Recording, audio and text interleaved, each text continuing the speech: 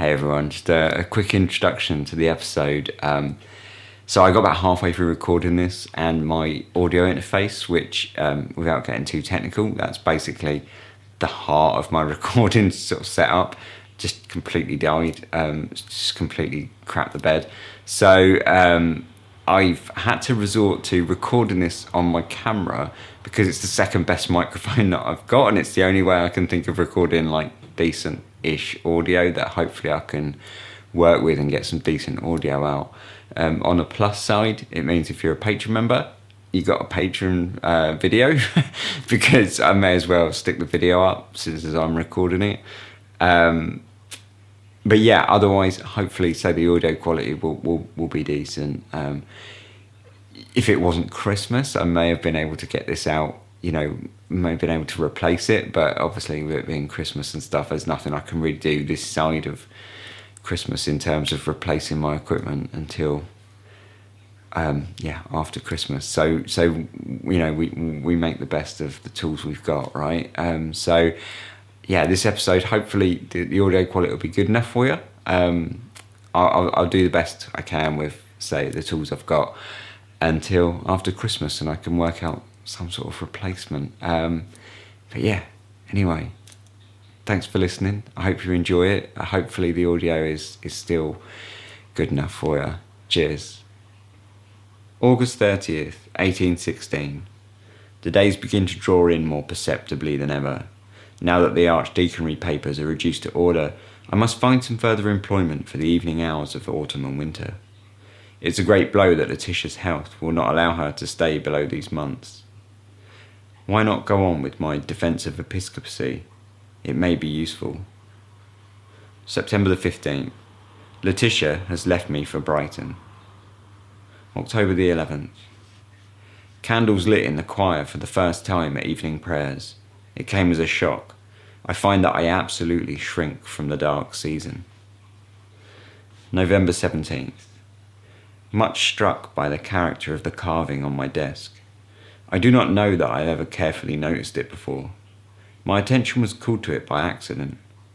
During the Magnificat, I was, I regret to say, almost overcome with sleep. My hand was resting on the back of the carved figure of a cat, which is the nearest to me of the three figures on the end of my stool. I was not aware of this, for I was not looking in that direction until I was startled by what seemed a softness, a feeling as of rather rough and coarse fur, and a sudden movement, as if the creature were twisting round its head to bite me. I regained complete consciousness in an instant, and I have some idea that I must have uttered a suppressed exclamation, for I noticed that Mr. Treasurer turned his head quickly in my direction. The impression of the unpleasant feeling was so strong that I found myself rubbing my hand upon my surplice. This accident led me to examine the figures after prayers more carefully than I had done before, and I realised for the first time with what skill they are executed. December 6th. I do indeed miss Letitia's company.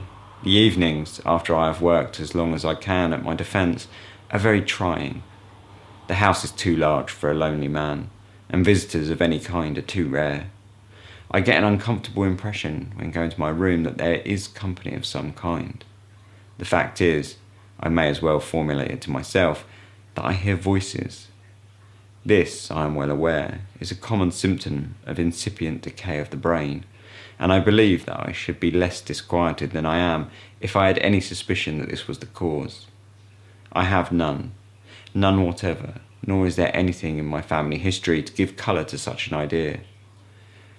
Diligent work, and a punctual attention to the duties which fall to me is the best remedy, and I have little doubt that it will prove efficacious. January the 1st. My trouble is, I must confess it, increasing upon me. Last night, upon my return after midnight from the deanery, I lit my candle to go upstairs. I was nearly at the top, when something whispered to me, "Let me wish you a happy new year." I could not be mistaken. It spoke distinctly, with a peculiar emphasis. Had I dropped my candle, as I all but did, I trembled to think what the consequences must have been. As it was, I managed to get up the last flight, and it was quickly in my room with the door locked, and experienced no other disturbance. January the 15th. I had occasion to come downstairs last night to my workroom for my watch, which I had inadvertently left on my table when I went up to bed. I think I was at the top of the last flight when I had a sudden impression of a sharp whisper in my ear. Take care. I clutched the balusters and naturally looked round at once. Of course, there was nothing. After a moment I went on. It was no good turning back, but I had as nearly as possible fallen. A cat, a large one by the feel of it, slipped between my feet. But again, of course, I saw nothing. It may have been the kitchen cat, but I do not think it was. February 27th. A curious thing last night, which I should like to forget. Perhaps if I put it down here, I may see it in its true proportion. I worked in the library from about 9 to 10. The hall and staircase seemed to be unusually full of what I can only call movement without sound. By this, I mean that there seemed to be continuous going and coming, and that whenever I ceased writing to listen or looked out into the hall, the stillness was absolutely unbroken. Nor, in going to my room at any earlier hour than usual, about 10:30, was I conscious of anything that I could call a noise. It so happened that I had told John to come to my room for the letter to the bishop, which I wished to have delivered early in the morning at the palace. He was to sit up, therefore, and come for it when he heard me retire. This I had for the moment forgotten, though I had remembered to carry the letter with me to my room. But when, as I was winding up my watch, I heard a light tap at the door and a low voice saying, "May I come in?" which I undoubtedly did hear, I recollected the fact and took up the letter from my dressing table, saying, "Certainly, come in." No one, however, answered my summons, and it was now that, as I strongly suspect, I committed an error, for I opened the door and held the letter out. There was certainly no one at that moment in the passage, but in the instant of me standing there, the door at the end opened and John appeared carrying a candle. I asked him whether he had come to the door earlier, but am so satisfied that he had not. I do not like the situation, but although my senses were very much on the alert, and though it was some time before I could sleep, I must allow that I perceived nothing further of an untoward character. But that was M.R. James from an excerpt from The Stalls of Barchester Cathedral. I just thought I'd open this episode with a bit of M.R. James, because hey, it's Christmas, right? But yeah, welcome everyone to the Christmas Campfire episode. It's a little bit different this year, like I say, like it's somewhat, like I said in the introduction, yeah, everything's a little bit different. My recorded situation is very different to what I'd normally be doing, so I feel somewhat strange, but we'll get through it. And enjoy it whilst we do so, because hey, Christmas Campfire is my favourite episode of the year, and I'm damned if I'm not going to get through this and enjoy it. So yeah, thanks very much. We had so many people write in their stories. It was amazing. So without further ado, let's jump into people's stories, because that's what this episode's all about, not my waffle, right? So let's go. Okay, so the first story is from Rose, and Rose writes, "It was the summer of 2007, and my best mate and I decided to meet up in England for an epic journey through the UK. We set out to couchsurf our way through England, Wales and Scotland. Neither of us had travelled to Scotland before, and I decided to do a mini tour of Glasgow, Edinburgh, and of course Loch Ness. I had heard that Edinburgh is considered to be one of the most haunted cities in the world, so we thought it would be prudent to do a couple of ghost tours whilst visiting. We booked 2 walking tours, 1 cemetery tour during the day, and 1 below ground tour for the evening. The daytime tour took place at Greyfriars Kirkyard, nominated by many supernatural experts as a highly paranormal cemetery. It was a beautiful and sunny afternoon, and nothing seemed terribly unusual about the graveyard. Prior to beginning the tour, the guides gave us a little history lesson and told us that they had the exclusive access to a particular part of the cemetery, and that the cemetery had been sectioned off by the city because too many strange occurrences were happening. The touring company had petitioned to get the keys to the area that was said to have been patrolled by a mean-spirited cemetery guard. Within the section of the cemetery, there are above-ground mausoleums that we would have the ability to spend time in. The guard who was said to haunt the mausoleums was in charge of guarding an area of the cemetery where plague-ridden people were basically kept and left to die. By many accounts, he was said to be particularly cruel and vicious, and lived and died a bitter man. We were told that we were not allowed to take any photographs once behind the gates of this area, and that it would be advisable to make sure that any electronic devices were to be turned off, because entities could use the energy to their advantage. We proceed through the gates and into one of the mausoleums, where we all huddled in, a group of about 10 of us, for more historical lessons. We were told that if we experienced hot and/or cold spots, that we may be exposed to paranormal activity. At this moment, I felt cold and my mate felt warm. We were also told that we could only spend 10 minutes in the mausoleum, because any more than that would entice the entities, because there would be too much energy for them to draw on. At the end of 10 minutes, someone wearing a scream mask jumps out and we all scream and laugh. Once everyone settled down, the guide then said we have to now leave because we are at the end of the 10 minutes and you don't want to be the last people out. My friend and I, feeling gypped by a cheap jump scare, thought we could linger a little to see if anything would happen. My friend and I spent about a minute alone in the mausoleum, and once everyone had gone, we quickly went out. As we were walking away from the mausoleum, trying to catch up with the rest of the group, my friend yelps and looks as if she'd tripped over something. I asked her if she was okay, and she said yes, but began limping. She then said that she had some pain at the location of her Achilles heel, and she lifted up her pant leg, and her white sock had been soaked with blood. She pulled down her sock, and you could clearly see a gash at her Achilles tendon. What was strange about this is that her pant hadn't been ripped. She wore her pants long and over her shoes. Her sock hadn't been torn, but somehow something managed to create a cut so deep that it caused severe bleeding. We were terrified and ran to the tour guide's office for medical aid and observed several photos on the wall of patrons with similar cuts, bruises and other injuries as a result of the tour. The first aid kit had also been depleted, so we were left with very little to treat the wound.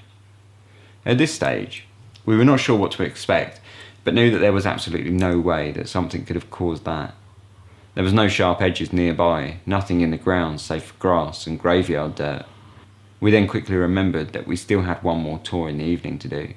Although my friend could barely walk, we said, fuck it, we've already been attacked by a poltergeist, might as well go for the full Monty. The second tour was interesting because we got a chance to explore the vast underground city below the city.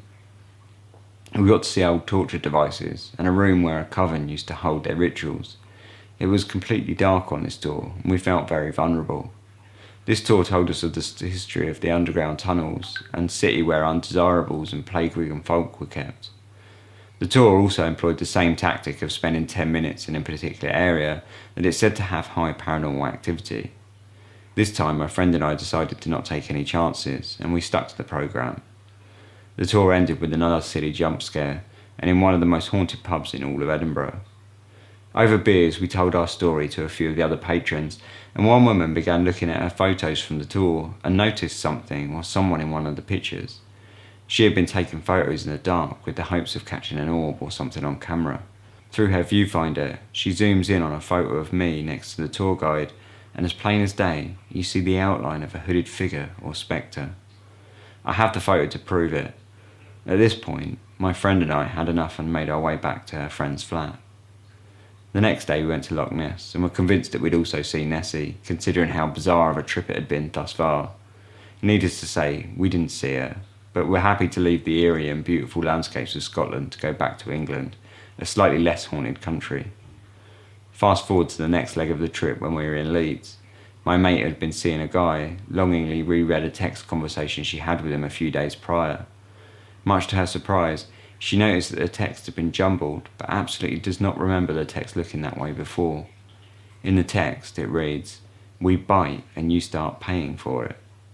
She reads it out loud to me, and we both stare at each other, quietly remembering that whilst in the cemetery, we were instructed to turn off all electronic devices, but my mate hadn't turned off her cell phone.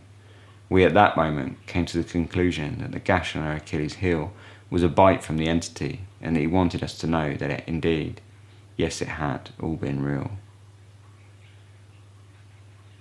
So that was a story from Rose. And she sent me the photos to prove it. She sent me photos of the cuts on the heel and stuff. And yeah, it's pretty freaky. So that's one to start us off. So the next story we've got is from Claire. And Claire says, here's my weird, completely true story that isn't a story, it's more of an event. I hope it creeps you out. Yeah, cheers, Claire. So about 10 years ago, when I was 14, my grandmother had a series of strokes and ended up in hospital. After she'd been there for a week or so, we got a call saying to get to the hospital ASAP because she didn't have long left. So I went with my parents and younger brother to say our goodbyes. When we arrived, my granddad, my auntie and uncle, my 2 older cousins were already by her bedside. My parents went in ahead of us. My brother, who was, and still is shockingly, a couple of years younger than me, came in after them. As soon as I walked in, I could clearly see my grandma lying on the bed. She hadn't passed yet, but was unconscious, and we got there just in time to say goodbye. My brother moved to stand closer to her, and the family surrounded her, but I was too shocked to move, and instead stood hovering by the curtain. My sadness had turned in an instant to confusion and fear. There was something wrong with her eyes. My mum came over to me and gently pulled me towards her. I assumed she thought that I was too upset to go to my grandma myself, and wanted to gently encourage me to stand beside with her with the rest of the family. I moved forward, hoping that what I was seeing was some weird trick of the light, and that the illusion would be broken by my moving somewhere else. Nope. I stood to the left of my grandma, just a couple of feet away from her face, staring at her eyes in confusion. They were wide open and pitch black. It wasn't just the pupils that were black, it was the entire eye. Both eyes. She was looking up at the ceiling with this horribly wide-eyed, glassy, pitch-black stare. She never blinked. I kept watching, telling myself that I was seeing must be a result of the strokes, right? I was there for a good 2 or 3 minutes at least. This was not a case of bloodshot eyes. They were pitch black. It was like 2 huge glossy marbles had been shoved in her eye sockets and were bulging out of her head. No discernible pupil or iris, just shining black orbs. I left the room. Less than 2 minutes later, my brother came down to the waiting area to tell me she'd gone. Later on that day, I'd asked my mum why Grandma's eyes looked the way they did. I was hoping she'd have some medical explanation for me, maybe some kind of insane pupil dilation or blood clotting in the eyes, but no. She told me her eyes were closed and seemed kind of pissed off that I'd brought it up. So I asked my brother about it the next day. He seemed confused too. I didn't tell either of them what I'd seen exactly, just that there was something wrong with her eyes, and that it had scared me, and did they know what it could have been? Neither of them knew what I was talking about, and my brother also told me that her eyes were closed. I decided to drop it because I didn't want to upset them. It's something that I've vividly remembered ever since. I've thought about it often, and I've done a lot of research online, but I've found nothing that can explain what I saw. A few years ago, I even broached the topic with my mum again. I told her for the first time exactly what I saw. Again, she seemed confused and assured me that her eyes were definitely closed, and that no one else had seen what I'd seen. Just for a bit of context, my grandma was a staunch Catholic, the kind that went to church every Sunday and wore a crucifix around her neck. She was a really nice person, and everything you'd want in a grandparent. It wasn't like she was some kind of satanic Ouija enthusiast who'd invited a demon to inhabit her body before she died. She was just a sweet religious old lady who liked homemade Yorkshire puddings and spending time with her family. So that's my creepy story that isn't really a story. I hope you enjoyed it. So yeah, thanks very much, Claire. That is a creepy story. That is a little bit disturbing, or more than a little bit disturbing. But yeah, thank you very much for sharing that. It's quite a moment to share. So yeah, thank you very much for that. So our next story is from James, and James says, in the late 1990s and early 2000s, my family moved back and forth between the United States and Toulouse, a city in the south of France, on account of my dad's job. At the time the story takes place, my parents were renting a 2-story farmhouse surrounded by vineyards in a rural village about 20 miles north of Toulouse. It was a striking and beautiful house, built around 1900, rectangular with a flat roof and rows of large, evenly spaced windows, each framed by heavy wooden shutters. A driveway of finely crushed gravel curved down the road to the front of the house, where it broadened into a parking area. My parents lived there with my 2 younger brothers. My older brother and I were both in college back in the States at this time and only lived in the house during holidays and summer vacations. When I visited, I stayed in a bedroom on the ground floor in the front right corner of the house as you look towards it from the gravel drive. One of the 2 windows in the room looked directly out over the drive.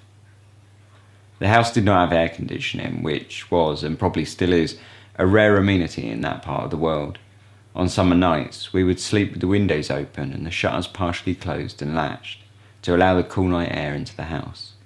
One night, during our first summer in the house, I was awakened by the sound of footsteps in the gravel outside the open window of my room. They moved steadily from one side to the other and then back in the opposite direction, as if someone were pacing back and forth in front of the house. I lay in bed, listening to the footsteps grow gradually closer, pass directly beneath my window, and retreat into the distance, only to return moments later. The window was directly across the room from my bed, but with the shutters partially closed, I couldn't see anything through the window except a thin strip of uninterrupted darkness. Then, after a few minutes, the footsteps ceased. After a further few minutes, I got out of bed, left my room, softly crossed to the entryway of the house, and opened the front door. I stood in the open doorway and scanned the driveway. I saw no one, nothing that could have caused the sounds I heard. I took the few steps down from the front door to the drive, which was suddenly bathed in pale yellow light as the motion-activated floodlights in the front of the house snapped on. Only then did it occur to me that if someone had been walking in front of my room, they surely would have tripped the lights, just as I did.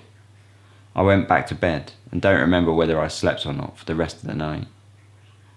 At the time, my family thought the noise I heard must have been an animal, like a stray dog or cat, which would not have been uncommon in the rural area. Someone suggested that the sound was water dripping off the eaves of the house. It had rained earlier that evening, combined with an overactive imagination. These are both plausible explanations, and I'm sure there are others. I'll just say that I know what I heard. It wasn't a dog or a cat or water dripping off the house. It was the sound of a person's footsteps walking back and forth across gravel right outside my window in the middle of the night. It would be easier to write off the experience as a product of an overactive imagination if it weren't for something that happened to my youngest brother over a year later. He was home alone, sick from school one day, and laying down in his bedroom on the second floor of the house. Out of nowhere, he heard the sound of heavy footsteps slowly walking up the stairs. As they neared the second floor landing, he called out, "Dad?" thinking it was our dad coming home early from work. The footsteps stopped. My brother got out of bed to investigate and found no one. No one on the stairs, no one on the first floor. The doors and windows were all closed and locked. My brother described the footsteps he heard as loud and heavy, as if coming from an adult man wearing boots. For my part, I had the impression that the footsteps I heard on the gravel that night were those of a petite woman. Admittedly, this may be the result of my mind making a convenient connection. Not long before I heard the footsteps, I'd been poking around the attic of the house and came across an old framed picture propped up, faced inwards against a wall, in a dusty, forgotten corner. On turning it over, I found that it was a portrait of a young woman, smiling and wearing clothes from the turn of the last century. That's the whole story. I don't know anything about the people who lived and worked in the house before us. At this point, nearly 20 years later, I doubt I ever will, and I'm not sure I really want to. Yeah, that's a good story. I like that. When you was like talking about going outside on the house, when you first started hearing the footsteps as well, my mind was just like, no, pack it in. It's like a horror film when you know that they're going to do something that they really shouldn't be doing. You should just be in bed with your head under the covers and ignoring it. But yeah, thanks very much. So our next story is a story from Rachel. And Rachel says that she's got a story that comes from her great uncle Mash, who was from a small village on the Isle of Skye. He was a local storyteller and knew all the ghost stories of the village, often seeing ghosts and ghost cars. I think he sometimes thought of himself to have I'm going to butcher this, Shilad, or the Second Sight. One of his best stories was about Mr. Hopperty. Mr. McAllister owned the Strathade estate on Skye sometime in the 1800s. It apparently only had one leg, so he walked with crutches, and he was said to be a horrible man. When his servants died, he would put their bodies in a burn in the woods, just leaving them there without any sort of burial or anything. Other servants would come and try to give them some sort of burial by putting stones on top of them. Even today, after heavy rain, human bones are sometimes found around the burn. Anyway, when McAllister died, he was buried in his own mini graveyard, like a small sort of square enclosure made of brick with a gate, in Glasnakill Woods, near the burn where he put his dead servants. Now he comes out at twilight to haunt the woods and moors around Stratherd. Mash said that he once saw McAllister, or Mr. Hoppity, named this because of his one leg, up on the moors with his crutch and one leg. People walking through the woods at night often mention a strange feeling coming over them when they walk past McAllister's grave. So that's Mr. Hoppity. If you got this far, thank you for reading, and I hope you have a lovely Christmas and New Year.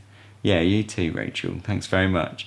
Mr. Hoppity is cool. That's a cool name, and I think that's a kind of urban legend that could really grow and become mega popular, I guess, around that local area. You know, that kind of Mr. Hoppity of the local area, because the way it's got all the local connections, I like it. The next story is from Lisa from New Mexico, and she says, 12 years ago, my daughter and I travelled to Thailand to spend the holidays with my brother and his family, who live in the outskirts of Bangkok. New Year's Eve day had been a busy one, and that night the kids celebrated on their own, while we adults barely made it to midnight before retiring to bed. I'd just fallen asleep when I dropped straight into an intense dream. I was in a nightclub. There were flashing white lights and large speakers, but no music playing. As I looked around, people began running in one direction, and either I just knew or someone yelled that there was a fire and that the back doors were locked and we could only get out through the front. Sheer panic suddenly set in, and my only thought was that I had to find my daughter. I stood perfectly still, frozen in fear amidst the chaos, searching for her in the crowds of terrified people running past me. Finally, I saw her in the distance, running towards the front door with a group of friends. She didn't see me, but I knew she was safe, and a feeling of relief washed over me. In the next moment, I was on the ground outside the building, half sitting, half lying on the concrete. I wondered how I got there, and then had the urge to go back inside to try to save someone. I started getting up and realised that I was being held down by 4 or 5 sets of hands, but that I couldn't see anyone there. I could only feel the hands. I freaked out and started flailing to get out of their grip. The physical struggle jolted me out of the dream, and I woke up sitting straight up in bed, out of breath, trembling and covered with sweat. I looked at the clock, and it was 12:39 a.m. I took note of the time because rarely, if ever, have I had such an intense dream so quickly after falling asleep. Everything about this dream felt odd, and it took a long time for my body to calm down. I didn't get much sleep that night. I just kept thinking, what was that? As soon as I heard my brother making his coffee next morning, I went down to join him. He asked me what was wrong, and I recounted the strange dream. As I spoke, he started looking at me funny and asked what time the dream had occurred. I told him and asked why. He slowly turned his laptop towards me. The top story that morning was of the Santika club fire, which had occurred in Bangkok just hours before.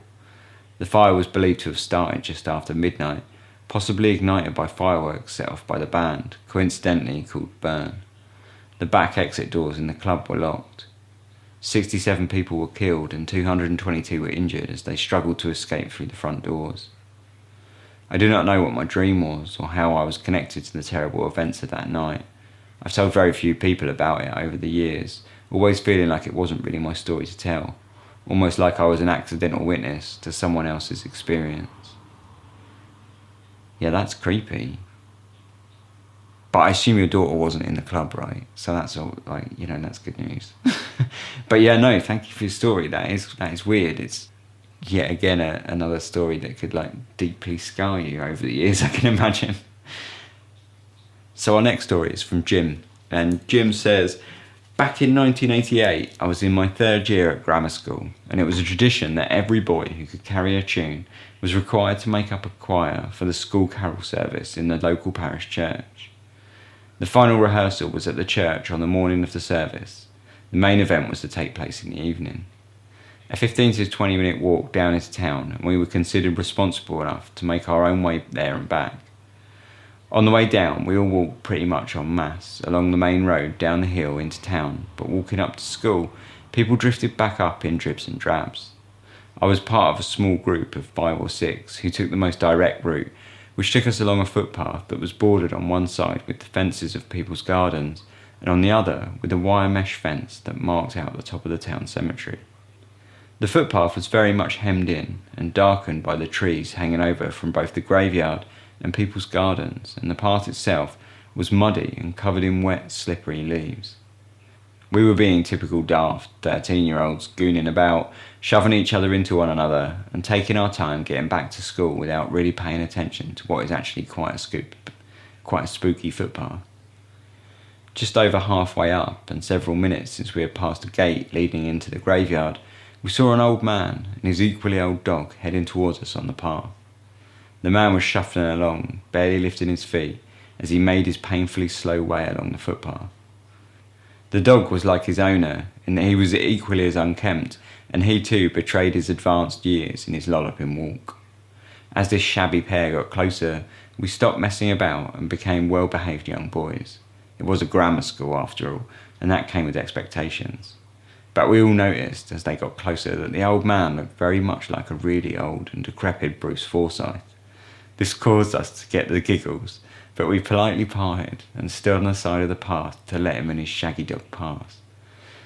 As soon as they passed, we huddled together, trying to hold in our laughter at how creakingly old he was, and how much he looked like the famous entertainer. We all turned to watch the achingly slow pair as they proceeded down the path away from us, but there was no sign of either of them. They had totally disappeared. But the only way they could have disappeared was to either climb over one of the back fences. These were all head height to protect the gardens and houses from nighttime visitors to the footpath, or they would have had to sprint down the muddy, slippery path to the cemetery gate. Neither of these things could realistically have happened. We all as one turned and run, slipping, sliding all the way up the path and back to school without saying a word to each other. Rather than going back to our classes, we all decamped, breathless, to the library and spent the next half an hour convincing each other that there was a rational explanation for the disappearing man and his dog. I don't think any of us actually believed this, but eventually we all bravely pretended that we were okay with what had happened, and we went our separate ways, never to really speak about it again. But I, for one, have never forgotten the day we all saw the apparition of a decrepit Bruce Forsyth and his aged hound disappear on that dark footpath alongside the graveyard. Cheers, Jim. That's really hard to read and take seriously though with Bruce Forsyth, because all I've got in my mind is, so if you're familiar with Bruce, if you're British, I guess you'd be familiar with Bruce Forsyth, but if you're not British, you probably haven't got a clue who he is. And he was this like old doddery man with a face that was almost as long as mine, and this massive chin, and he it's like he made this noise like that. Well, he didn't actually. I think it's like a comedy sketch of him that I remember, that was sort of like satirising him, and that's all I've got in my head, as in making this ridiculous noise. Anyway, thank you very much for your story, Jim. I think probably that would be more creepy for the Americans who don't know who Bruce Forsyth is, because otherwise, yeah, the Bruce Forsyth bit just makes it funny. Anyway, this story's from Russ. Russ says this isn't actually his own experience, but something that happened to my grandfather and one of his brothers in the mid-1930s. My grandfather, Levy, and his 12 siblings grew up in West Virginia, up a hollow called Sinking Creek. They walked several miles to and from school along a narrow mountain path that in many places was bordered with thick brambles and thorns. On one of these days, walking home from school, Levy and his brother Willard saw a young girl walking out of the brambles on one side of the path.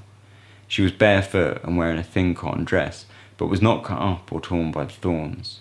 She walked across the path without looking at them and into the thorns on the other side. They tried to follow her and find her, but they couldn't find any sign of her afterwards.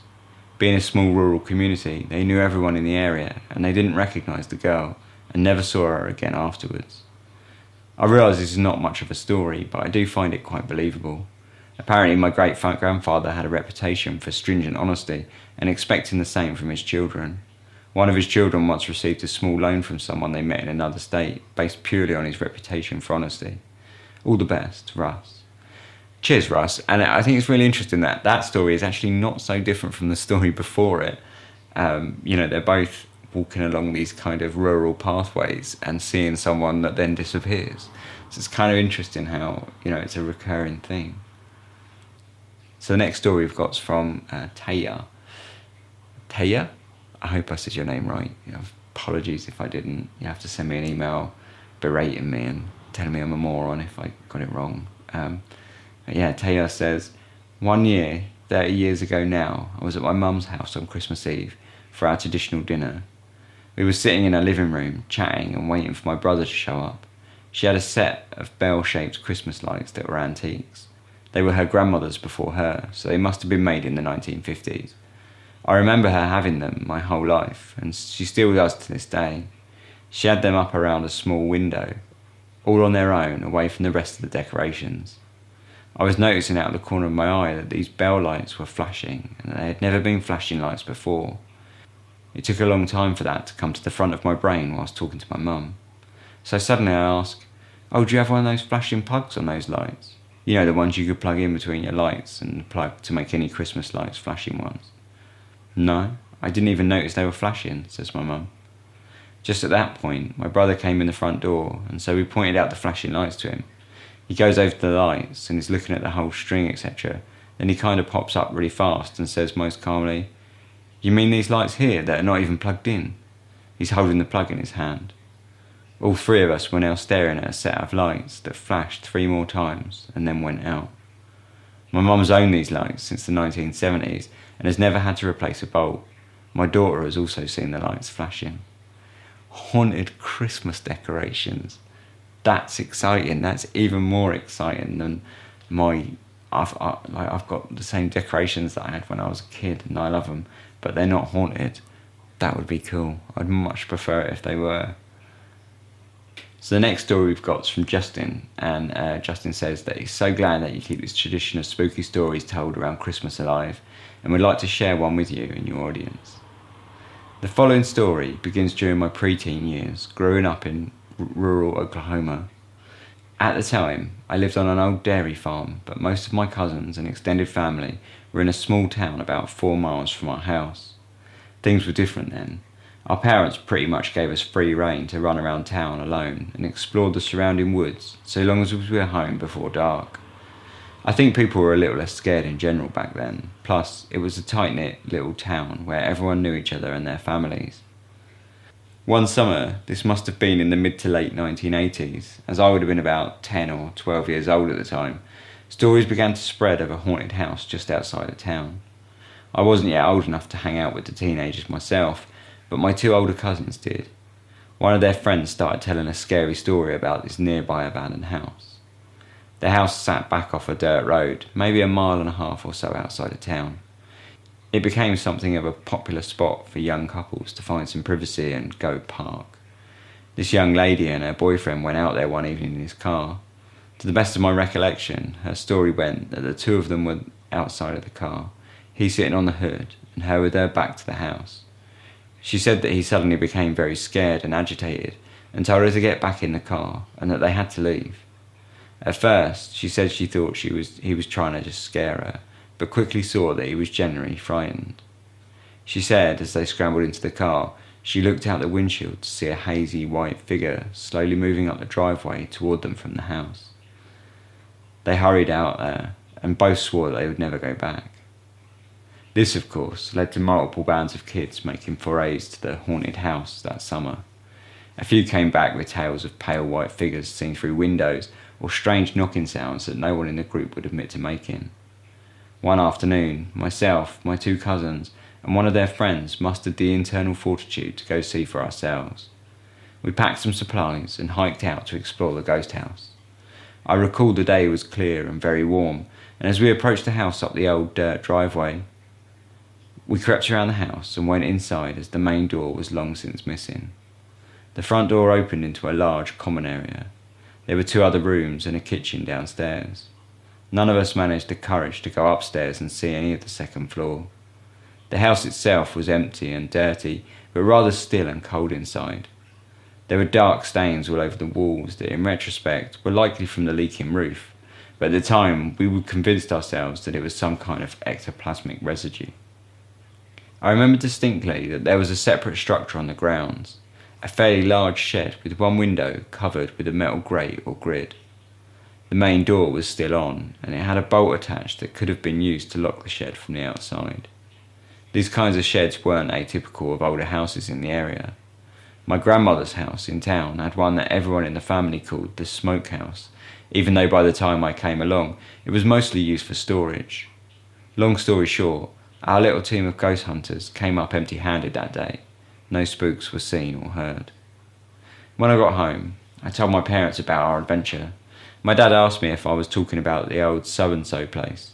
I can't recall the name, but nearly every property back then was tied by local nomenclature to the family that originally lived there. I said I thought so, and he told me to be very careful messing around that house because it had a cistern under the front porch that probably suffered from disrepair and could be very dangerous. I asked him how he knew that, and he told me that his family had rented the house for a brief time when he was a boy. Of course, I had to know if they had encountered any ghosts, as all the kids in the town were sure the place was haunted.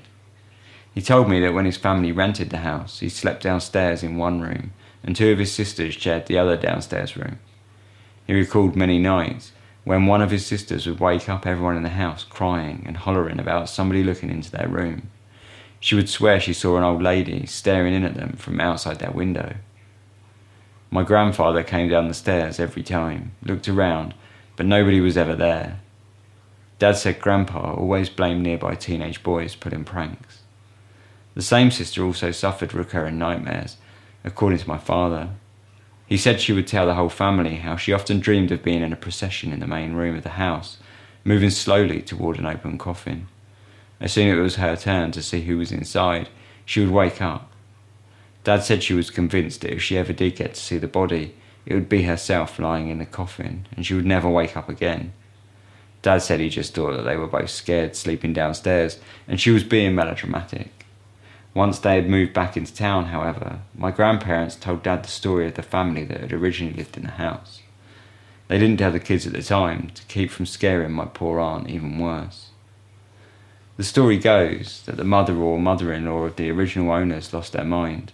There weren't really any kind of psychiatric services to be found in those days, so they kept her locked in the smokehouse shed. Eventually she passed away. My grandparents told Dad that the small funeral service for her had been held inside the house. In fact, the coffin was laid out in the very room my aunt dreamed about. Evidently, the rumour at the time was that the family couldn't afford a cemetery plot and had buried her somewhere on the property. My parents still live in the area, and while I would dearly love to go out and visit the haunted house again, sadly it was torn down many years ago. The last time I went by there wasn't much more than pasture land to be seen there now. But maybe every so often, on a moonless night, a sad, pale phantom still haunts those grounds, looking in vain for the family that left her behind. Love the show. Merry Christmas and Happy Boxing Day. And I think we're going to wrap that up there and come back and finish the rest of the stories off in a second part. Say that I will get out in between Christmas and New Year. If I can replace my audio thing before then, depending on like Christmas deliveries and you know, opening hours even, because it's kind of specialist, I guess, then yeah, hopefully the audio will be better. If not, the audio is going to be the same as this again, unfortunately, although hopefully this isn't too bad.